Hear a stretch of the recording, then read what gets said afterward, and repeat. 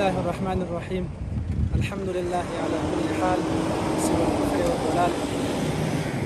د الله جل جلاله یو لویه مهرباني وه په دغه ملت باندې چې بېګا 12 بجې آخري د اشغال ټیم و، او چې کله دوی اشغال د دې ځای نه ختم سو، نو په دې وخت کې د بدري لښکر مجاهدین هغوی ډایرکټ داخل سو، دا ټول میدان یې تصفیه کړ.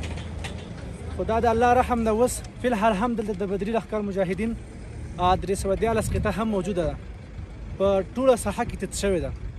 او دا د الله لوی احسان دی چې دغه اخره ورځ استقلال دغه افغانانو ته چې پیدا شو، دا د الله یو لویه مهرباني ده. او د شهیدانو وینې قبولې سوې او هغه د یتیمانانو اوښکې الله قبول کړلې، ځکه دغه استقلال الله پاک موږ ته راکړ.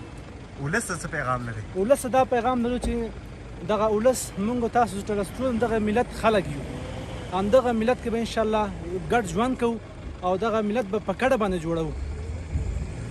او ویل کېږي چې دلته امریکایانو داخلي عسکرو ډېر سامان آلات تخریب کړي چې په هغې کې تیارې هم ډېرې دي. دا خبر تر کومه ځای حقیقت لري؟ نو دغه خبره خو چې کله موږ بېګا تصفیه کوله چې وم کتل، یقینا دوی هغه هر څه خراب کړي ول.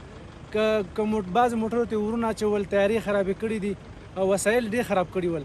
نو خو انشاءالله چې کله دغه ملت د موږ سره وي او دغه ملت بیا هم دغسې قرباني ورکړي، الله پاک به د هر څه برابر کړي.